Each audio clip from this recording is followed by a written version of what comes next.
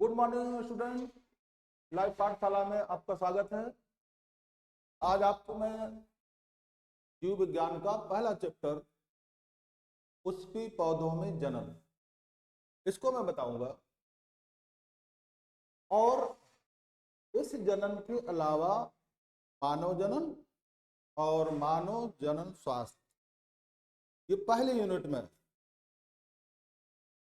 कुल 13 चैप्टर जीव विज्ञान में से यदि आप कमजोर हैं, मान लीजिए किसी कारणवश, और आपके पास इतनी क्षमता नहीं है कि आप पूरी जीव विज्ञान तैयार कर सके, तो उनके लिए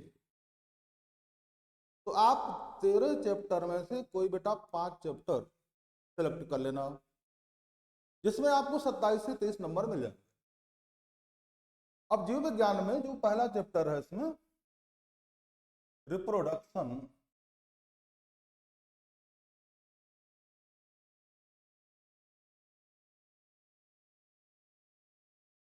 इन फ्लावरिंग प्लांट।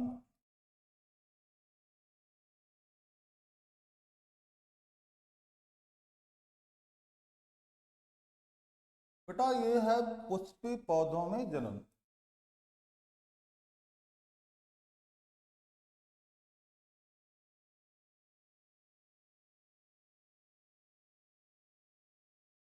इस जनन में आपको उन पौधों का जनन पढ़ना है जिनमें फ्लावर लगते हैं। पुष्पी पौधे माने पुष्प उत्पन्न करने वाले पौधे, और इन पौधों में ज्यादातर जो पौधे हैं उनमें है एंजियोस्पर्म। बेटा इसको आवृत बीजी पौधे कहते हैं। आवृत बीजी पौधे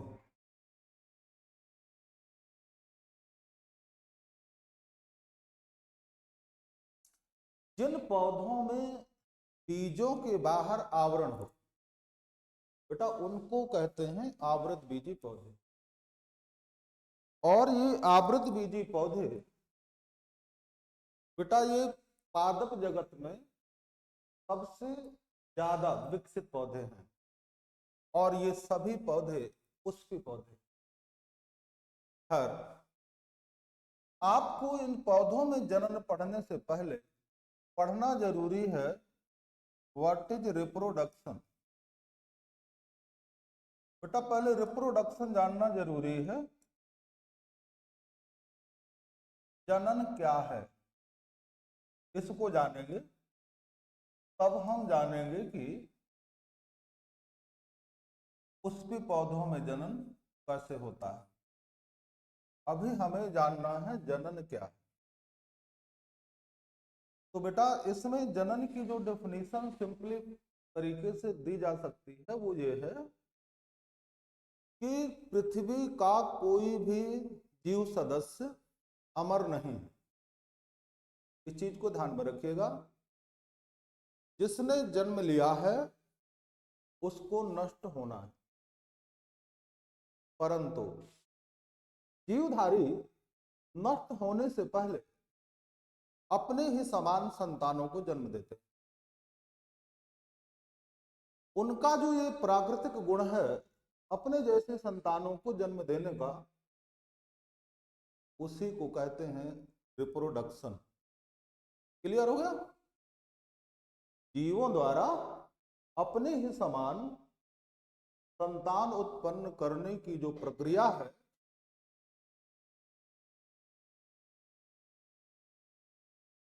तो बेटा जनन क्यों आवश्यक, इसको भी जान लेना जरूरी है। जनन होता क्यों? वास्तव में जनन एक जैविक और अनिवार्य प्रक्रिया, और इसलिए आवश्यक है ताकि वंश की निरंतरता बनी रहे।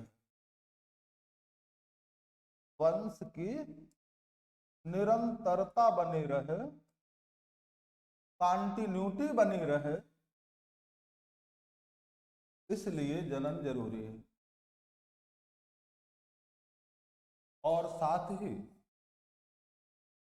जैविक विविधता बनी रहे, जैविक विविधता बनी रहे, इसलिए जनन जरूरी है। ये दो कारण हैं। इसमें कई बार आपसे पूछते हैं कि जनन जरूरी क्यों। आप बेटा बोल सकते हैं कि वंश की निरंतरता को बनाए रखने के लिए जनन जरूरी है, जैविक विविधता बनाए रखने के लिए जनन जरूरी है। क्योंकि यदि जीवों की विविधता खत्म हो जाएगी तो सृष्टि का संतुलन बिगड़ जाएगा। इसलिए जैविक विविधता को स्थापित करने के लिए हर जीव में जनन होना आवश्यक है। जनन का परिणाम ही तो है कि हम हैं, आप हैं, सब लोग हैं। जनन की वजह से तो हमारे पिता के पिता रहे होंगे, फिर पिताजी हुए, फिर हम हैं, फिर हमसे आगे की संतानें, ऐसे परंपरा चलती रहेगी। तो आपको जानना है कि जनन जीवों की एक प्राकृतिक जैविक प्रक्रिया है जिसमें जीवधारी अपने ही समान संतानों को जन्म देता है। ठीक है, तो आप परिभाषित कैसे करेंगे कि जनन एक जैविक प्रक्रिया है जिसमें जीवधारी अपने ही समान संतानों को जन्म देते हैं। इस प्रक्रिया को जनन कहते हैं। क्लियर हो गया बेटा? चलिए फिर मैं आगे आपको जनन को और आगे बढ़ाकर के चलता हूं।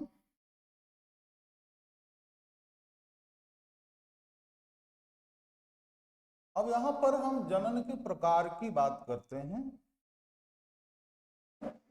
जनन मूल रूप से दो प्रकार का होता। जनन मुख्य रूप से दो प्रकार का होता है बेटा, देख लेते हैं। जनन के प्रकार,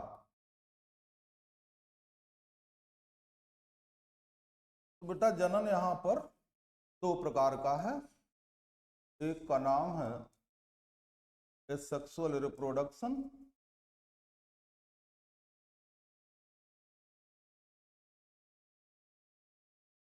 लैंगिक जनन इसको बोलते हैं बेटा, लैंगिक जनन, अलैंगिक जनन बेटा, सॉरी, इसको अलैंगिक जनन बोलते हैं। और बेटा दूसरा है इसमें सेक्सुअल रिप्रोडक्शन, इसको बेटा लैंगिक जनन बोलते हैं। ये है बेटा लैंगिक जनन।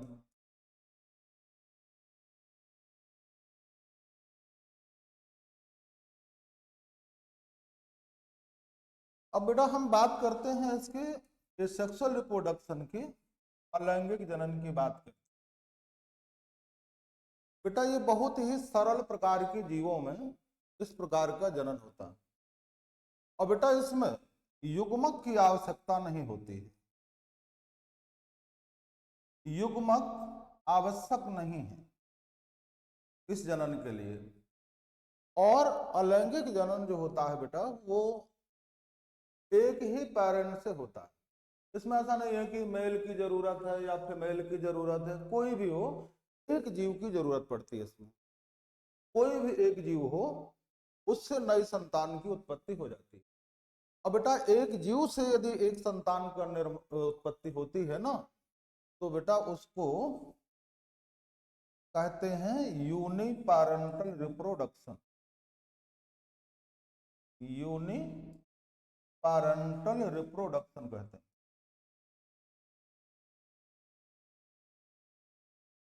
हिंदी में बेटा इसको कहते हैं एकल जनक जनन। आप चाहे इसको अपने नोटबुक में इसको उतारते जाइए। अलैंगिक जनन को यूनिपैरेंटल रिप्रोडक्शन कहते हैं, और इसलिए कहते हैं क्योंकि इसमें एक ही जनक की आवश्यकता होती है संतान बनाने के लिए। और बेटा जो संतान की उत्पत्ति करता है ना, उसको जनक कहा जाता है। क्या कहते हैं? जनक कहते हैं। क्या कहते हैं? जनक कहते हैं। और जनक से जो नई संतान बनती है उसको संतति कहते हैं। याद रखना, जो जीव संतान उत्पन्न करेगा उसको कहेंगे जनक, और जो संतानें बनेगी उसको कहेंगे संतति, और इंग्लिश में इसको ऑफ स्प्रिंग कहते हैं। ऑफ स्प्रिंग माने इसको संतति। जनक आप समझ रहे हैं, इसको पेरेंट बोलते हैं। तो अलैंगिक जनन में एक ही पेरेंट की आवश्यकता होती है, इसलिए इसको यूनिपेरेंटल रिप्रोडक्शन कहते हैं। और बेटा, इस जनन से जो भी संतान बनेगी, रंग में, रूप में, आकार में, व्यवहार में, आनुवांशिक रचना में बिल्कुल एक जैसे होती, उनमें कोई भी डिफरेंस नहीं होता। इसलिए ऐसी एक समान संतानों को क्लोन कहा जाता है। हिंदी में बेटा इसको पुंजक कहते हैं, पुंजक, और इसको क्लोन कहते हैं। तो ऐसी संतति जिनका रंग, रूप, कार्य, व्यवहार, स्वभाव और आनुवांशिक रचना एक जैसी हो, उनको क्लोन कहते हैं। क्या कहते हैं? क्लोन कहते हैं। तो ये हमने बात कर ली सेक्सुअल रिप्रोडक्शन की। और ये जनन किस में मिलता है आपको मालूम है? सरल प्रकार के जीवों में, जैसे अमीबा है, बैक्टीरिया है, एक कोष की जो जीवधारी होते हैं ना, उसमें अलैंगिक जनन की प्रक्रिया होती है। हालांकि अलैंगिक जनन की प्रक्रिया बहुकोषीय जीवों में भी होती है, पौधों में भी होती है, लेकिन नॉर्मली ये एक कोषीय जीवों में सामान्य प्रक्रिया होती है, सेक्सुअल रिप्रोडक्शन। अब हम बात करेंगे दूसरा, ये जो आपका बेटा है रिप्रोडक्शन, तो सेक्सुअल रिप्रोडक्शन की भी हम बात कर लेते हैं।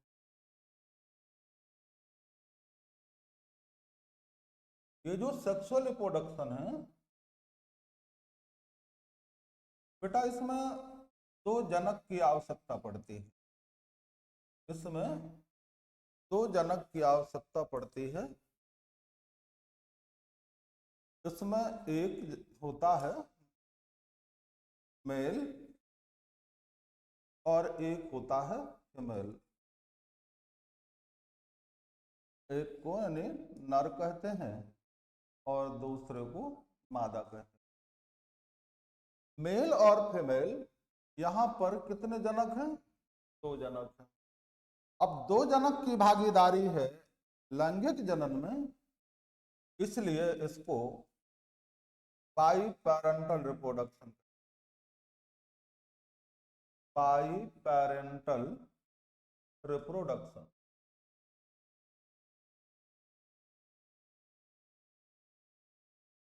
द्विजनक जनन, द्विजनक जनन इसको कहते हैं। क्यों कहते हैं बताओ जरा? क्योंकि इसमें दो जनक भाग लेते हैं। एक जनक होता है मेल और दूसरा जनक होता है फीमेल। तो मेल और फीमेल दो जनक भाग लेते हैं, इसलिए इसको कहते हैं बाई पैरेंटल रिप्रोडक्शन। एक्चुअली बात यह है कि जो मेल होता है ना, इसमें से मेल गैमेट बनते हैं। क्या बनते हैं? Male gamete. गैमेट समझ रहे हो बेटा? इसको नर युग्मक कहते हैं। मेल में मेल गैमेट बनते हैं और जो फीमेल होता है उसमें फीमेल गैमेट बनते हैं। माने इसमें मादा युग्मक बनते हैं।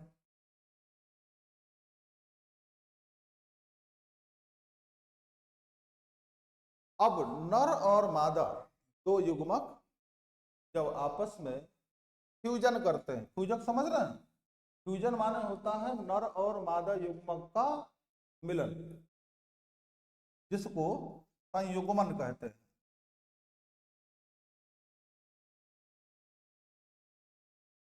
जब मेल और फीमेल गैमेट का संयुग्मन होता है तो उससे एक रचना बनती है जाइगोट।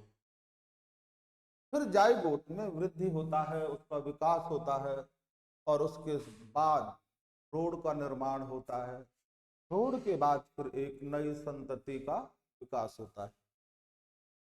अब चूंकि इसमें नर और मादा तो जनक की भूमिका है, इसलिए इसको कहते हैं बाई पैरेंटल रिप्रोडक्शन। ठीक है बेटा, अभी बाकी तो मानव का जनन बाकी है बेटा, तो उसमें आगे हम डिटेल पढ़ेंगे मानव का जनन, क्योंकि हमारा चैप्टर पुष्पीय पौधों में जनन का है और इसलिए जनन पढ़ाना जरूरी था कि जनन क्या है और जनन को जानना भी जरूरी था। तो अब हम बात करते हैं बेटा उसके पुष्पीय पौधों में जनन की।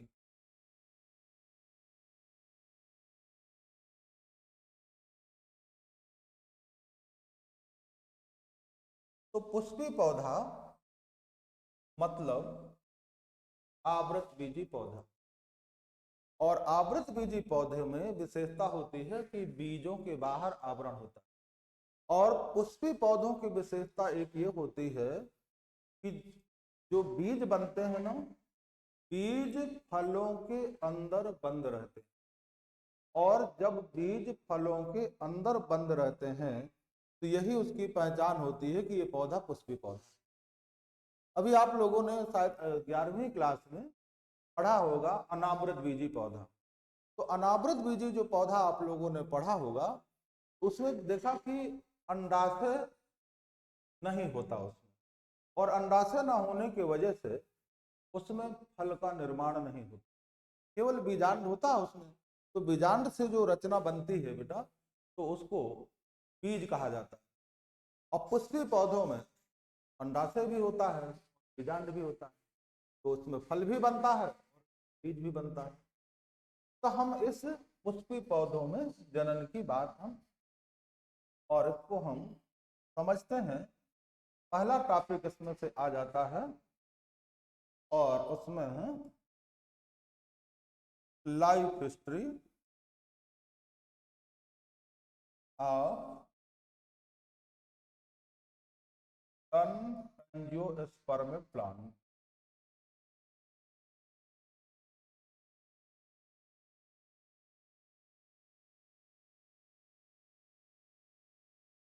आवृत बीजी पौधे का एक जीवन इतिहास। आवृत बीजी पौधे का जीवन इतिहास।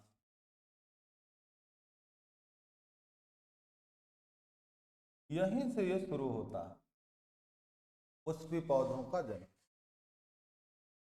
बेटा मैं इसमें एक फ्लावर बनाता हूँ और उसको समझाने की कोशिश करता हूँ।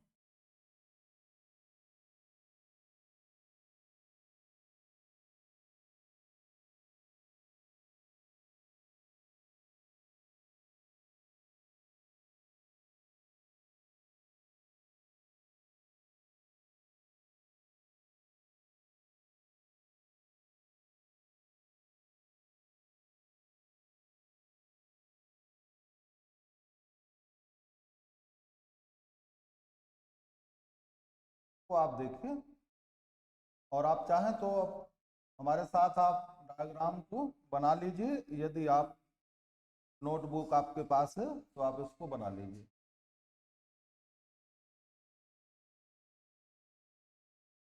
ये एक फ्लावर है, आवृत बीजी पौधे का पुष्प है। इसका ये जो अपर रीजन है, ऊपरी भाग है, इसको स्टिग्मा कहते हैं। स्टिग्मा को वर्तिकाग्र कहते हैं, वर्तिकाग्र। ये जो नली की समान रचना होती है इसको स्टाइल कहते हैं। वर्तिका,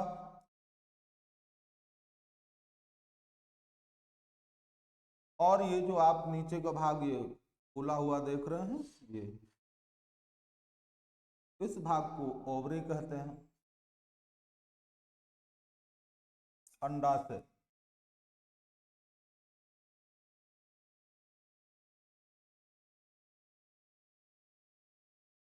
अंडाशय के अंदर ये अंडाकार रचना लगी है, इसको ओव्यूल कहते हैं।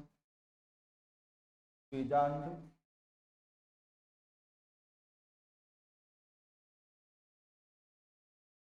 और फिर बीजांड के नीचे जो पौधे का रंगीन भाग होता है जिसको आप लोग दल बोलते हैं, इसको पेटल्स बोलते हैं।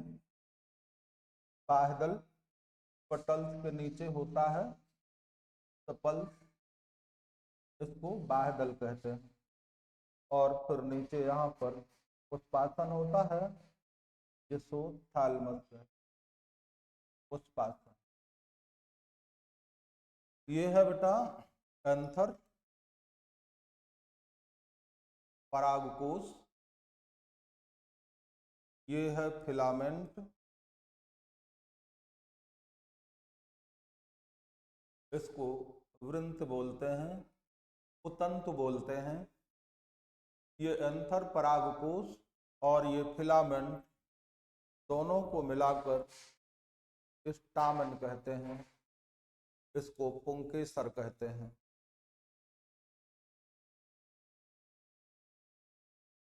तो बेटा ये जो फ्लावर है आवृत बीजी पौधे का पुष्प है, और आपको जानकर हैरानी होगी कि आवृत बीजी पौधे के जो जीवन चक्र की जब बात आती है तो इसके जीवन चक्र में 2 अवस्था होती है, और इसमें से जो एक अवस्था का नाम है स्पोरोफाइट,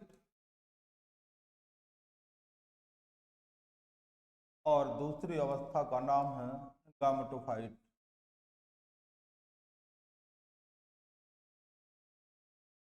स्पोरोफाइट को बीजाणु उद्भिद कहते हैं, बीजाणु उद्भिद,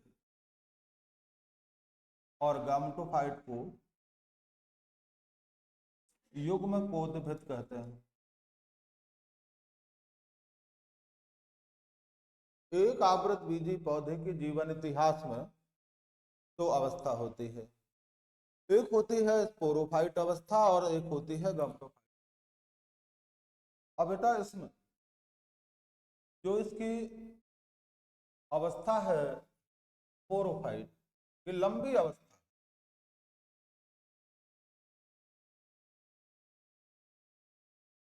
ये अवस्था जो स्पोरोफाइट की बात कर रहे हैं, ये अवस्था डिप्लॉयड होती है। डिप्लॉयड का मतलब द्विगुणित होता है, द्विगुणित, इसको 2n से लिखा जाता है। कौन सी अवस्था? ये स्पोरोफाइट अवस्था जो होती है ये कैसी अवस्था है? डिप्लॉयड होती है। और जो गामेटोफाइट अवस्था है ये हैप्लॉयड होती है।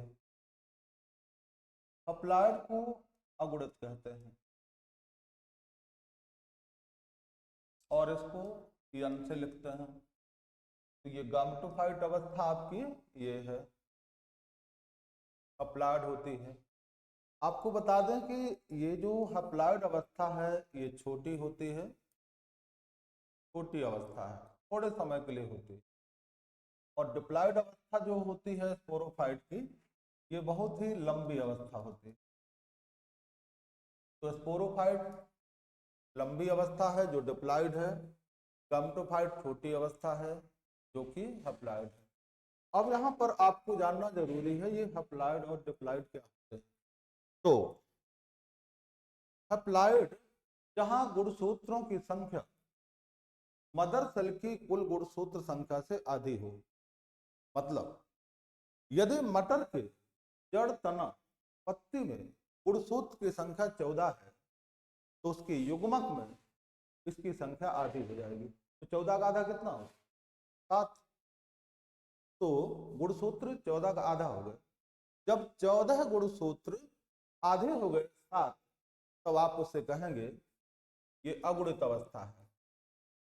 और जब पूरे हैं, पत्ती में 14 हैं और जड़ में भी 14 गुणसूत्र हैं, तने में भी 14 गुणसूत्र हैं, तो ये कुल गुणसूत्र संख्या है। तो कोशिका में कुल गुणसूत्रों की संख्या जो होती है ना, वो द्विगुणित होती है, डिप्लॉयड होती है। तो वही बीजाणु उद्भिद है। बीजाणु उद्भिद जो है ये द्विगुणित अवस्था होती है और इसमें क्या होता है, गुणसूत्र पूरे होते हैं और लंबी अवस्था है।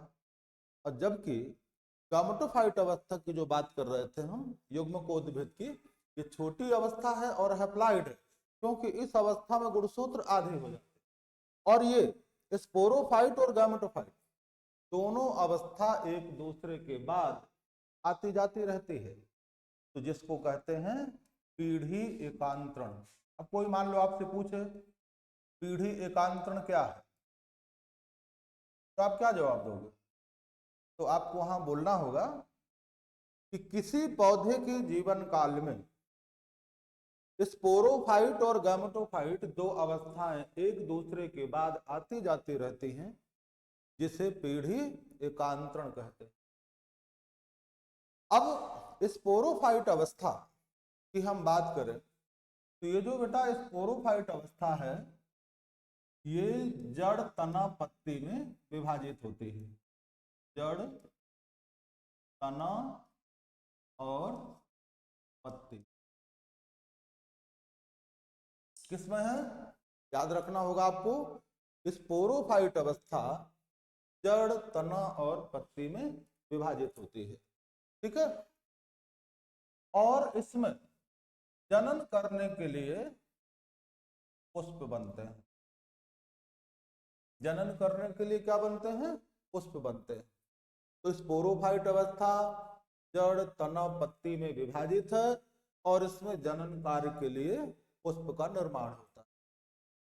जबकि युग्मकोद्भिद अवस्था जो आपकी है गामेटोफाइट, इस अवस्था में युग्मक का निर्माण होता है और युग्मक बनाने की जो अवस्था है वो छोटी होती है और इस युग्मक बनाने की छोटी अवस्था का नाम गामेटोफाइट है।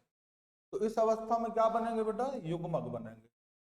अब बीजाणु उद्भिद अवस्था जड़ तना पत्ती में विभाजित है और इसमें जनन के लिए पुष्प बनते हैं। वही पुष्प हमने यहाँ पर बना रखा। अब हम इस पुष्प के बारे में, इसके चक्र के बारे में आपको समझाते हैं।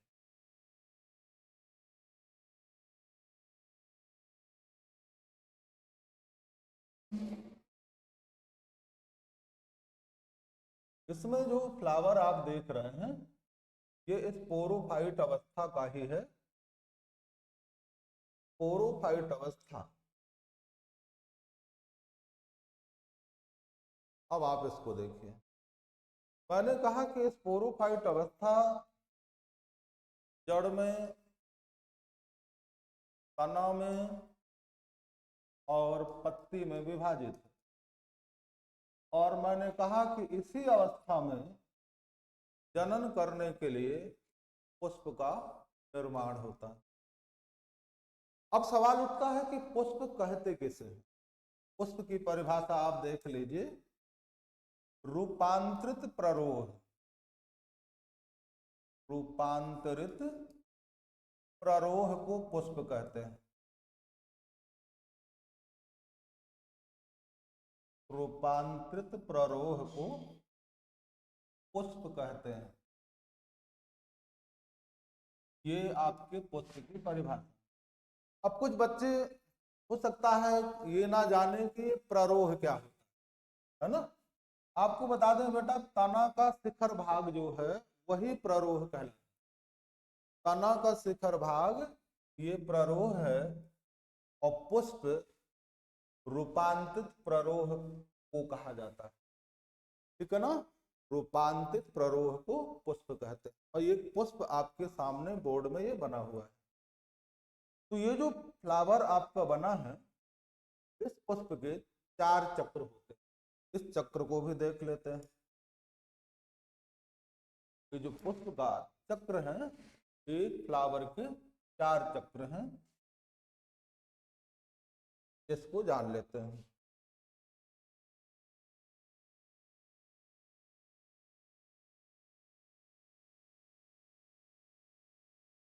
पहला चक्र इसमें से है बेटा कैलिक्स। इसको के अक्षर से लिखा जाता है।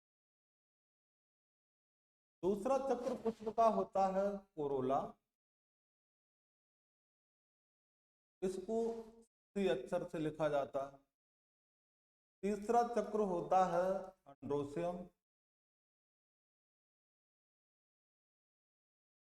इसको कैपिटल ए अक्षर से लिखा जाता है। और पुष्प का चौथा चक्र होता है गायनोसियम। इसको कैपिटल जी से लिखा जाता है। इस पुष्प के 4 चक्र हैं। हिंदी में ही मैं इसको बता देता हूं। कैलिक्स को बाह्य दल पुंज कहते हैं। बाह्य दल पुंज। कोरोला को दल पुंज कहते हैं। अंडोसियम को उमंग कहते हैं। गायनोसियम को जायांग कहते हैं। बेटा एक फ्लावर के यही 4 चक्र होते हैं। अब ये चारों चक्र में आपको इस संरचना में बताने की कोशिश करता हूं। आप देख रहे हैं कैलिक्स, बाह्य दल पुंज। तो आप देखेंगे कि फ्लावर के निचले तल पर यहां पर कुछ छोटी हरी पत्ती जैसी रचना होती है। छोटी हरी पत्ती जैसी रचना यानी इसकी बात कर रहा हूं। ये जो संरचना आप देख रहे हैं, इसको कहा जाता है सेपल। सेपल माने होता है बाह्य दल। और एक फ्लावर में जितने भी बाह्य दल होंगे ना, सबको सम्मिलित रूप से कैलिक्स कहा जाता है। बाह्य दल पुंज। पुंज माने होता है बाह्य दलों का समूह। तो ये जो है फ्लावर के निचले पार्ट में जो हरी पत्ती जैसी रचना आपको मैं बता रहा हूं, यहाँ पर दिखा भी रहा हूं, इसका नाम है सेपल्स, बाह्य दल पुंज। और जितने बाह्य दल होंगे फ्लावर के, सभी ये क्या कहलाएंगे? एक साथ बाह्य दल पुंज। अब बेटा फ्लावर का जो रंगीन भाग होता है, जैसे आपने गुड़हल देखा, लाल रंग का होता है। सरसों का दल कैसा होता है? पीले रंग का। हाँ, पीले रंग का होता है। और जो रोज होता है, गुलाब, तो कैसा होता है? गुलाबी रंग। हाँ, तो ये गुलाबी रंग का होता है। तो इस तरह से जो फ्लावर के रंगीन भाग होते हैं ना, उसको कहते हैं पेटल्स। और पेटल्स का मतलब होता है दल। दलों का समूह क्या कहलाता है? कोरोला। माने इसको दलपुंज कहते हैं।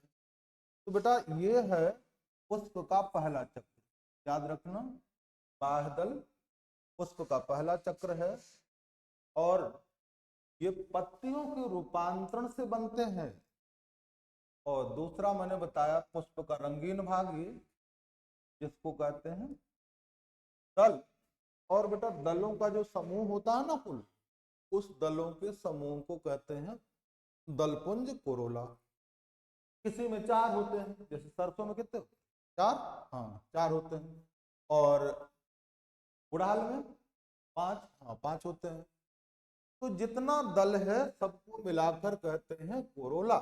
और ये है पुष्प का दूसरा चक्र।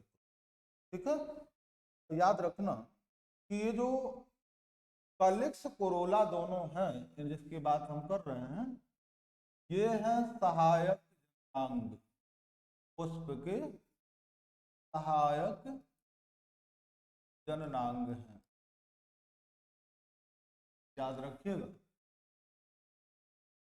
कैलिक्स और कोरोला दोनों पुष्प के कैसे अंग हैं? सहायक जननांग। अब बात आती है अंडोसियम के, जिसको पुमंग कहते हैं। इसमें आप चित्र में देखो, ये जो आप रचना देख रहे हो उसका क्या नाम मैंने लिखा है? फिलामेंट। और ये क्या है? एंथर। एंथर को क्या कहते हैं? परागकोश। हाँ, इसको परागकोश कहते हैं। परागकोश है इसको, हाँ पुतंतु कहते हैं इसको। गुड। अब ये पुतंतु और परागकोश दोनों को मिलाकर कहते हैं क्या? पुंकेसर। हाँ, इसको पुंकेसर कहते हैं। अब एक पुष्प में जितने भी पुंकेसर होंगे सभी पुंकेसर को मिलाकर अंडोसियम कहा जाता है। और ये है पुष्प का तीसरा चक्र। ये है पुष्प का तीसरा चक्र। अब चौथा चक्र आता है इसमें, ये गायनोसियम, इसे जायांग कहते हैं। ये है बेटा पुष्प का चौथा चक्र। और आखिरी ये पुष्प का चौथा चक्र कौन सा आप देख रहे हैं? ये जो स्टिग्मा आप देख रहे हैं घुंडी जैसा, ये नली देख रहे हैं, स्टाइल, और ये जो फूला हुआ भाग ओवरी। तो ओवरी, स्टाइल और स्टिग्मा, इन तीनों को मिलाकर कार्पल कहते हैं। याद रखना है इसको, कार्पल या इसको पिस्टिल कहते हैं। पिस्टिल को कहते हैं बेटा स्त्री केसर। क्या कहते हैं? स्त्री केसर। और ये कार्पल को क्या कहते हैं?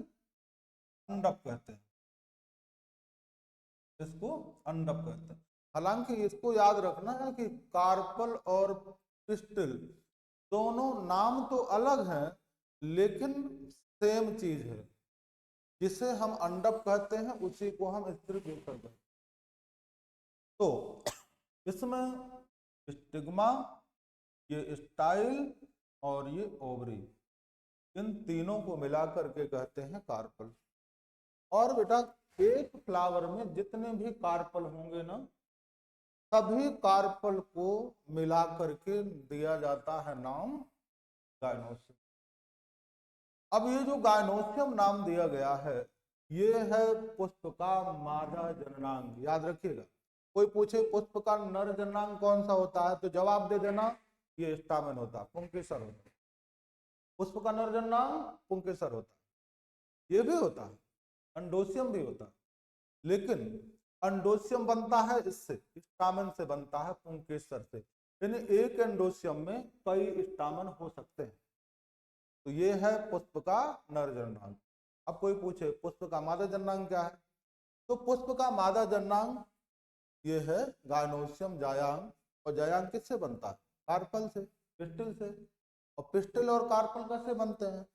ये स्टिग्मा है, एक स्टिग्मा है, स्टाइल है और ये ओवरी है। ये तीनों को मिलाकर क्या कहते हैं? ये कार्पल कहते हैं, या इसी को पिस्टिल कहते हैं। और पिस्टिल मिला करके क्या बनाते हैं? गायनोसियम। तो ये है बेटा पुष्प का चौथा चक्र। ये पुष्प का चौथा चक्र, ये पुष्प का तीसरा चक्र, ये पुष्प का दूसरा चक्र, और ये है पुष्प का पहला चक्र। इस तरह से एक पुष्प के 4 चक्र होते हैं। एक पुष्प के कितने चक्र? 4 चक्र। इसको याद रखिएगा। ये चारों चक्र आपके सामने हमने लिख दिया है बेटा, ठीक है ना? हाँ, थैंक यू बेटा।